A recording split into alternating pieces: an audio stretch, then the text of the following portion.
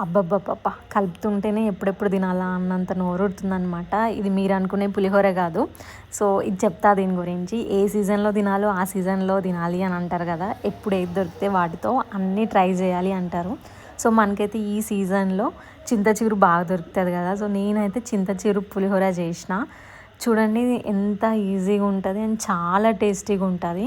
నేనైతే ఈజీ ప్రొసీజర్‌లో చెప్తా మీకు. ధనియాలు, మినపప్పు, శనగపప్పు, జీలకర్ర, ఆవాలు అండ్ ఎండుమిర్చి కొంచెం సేపు ఆయిల్‌లో ఫ్రై చేసుకొని అందులోనే చింత చిగురు వేసుకోవాలన్నమాట. దాన్ని కూడా కొంచెం సేపు ఫ్రై చేసి మనం పక్కకు పెట్టుకుందాము. కొంచెం చల్లగైన తర్వాత దాన్ని పౌడర్ చేసుకుందాము.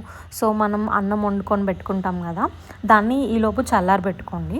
సో, ఇదంతా అయిపోయిన తర్వాత దీన్ని పౌడర్ చేసుకొని మనం అన్నానికి పట్టించుకొని ఉంచుకోవాలన్నమాట. సో, అన్నానికి పట్టించిన తర్వాత ఇట్లా పులిహోరకి తాలింపు వేస్తాం కదా! సో, సేమ్ అట్లానే తాలింపు వేసుకోండి.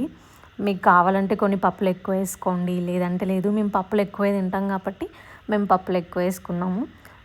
అసలు ఉంటుంది చారీ, అంత బాగుంటుందన్నమాట. సో, మీరైతే ఈ చింత చిగురు దొరికితే అస్సలు మిస్ చేయొద్దు ఈ రెసిపీ. అంత బాగుందన్నమాట అండ్ చాలా సింపుల్గా అయిపోతుంది కదా! మెయిన్గా ఇంగు మాత్రం అస్సలు మర్చిపోవద్దు. అండ్ తాలింపు వచ్చేసి అన్నానికి కలుపుతుంటే ఉంది అసలు స్మెల్లే అదిరిపోతుందనమాట. అంత బాగుంది స్మెల్. అండ్ తింటే కూడా చాలా అంటే చాలా బాగుంది. ఒక్కసారి ట్రై చేయండి.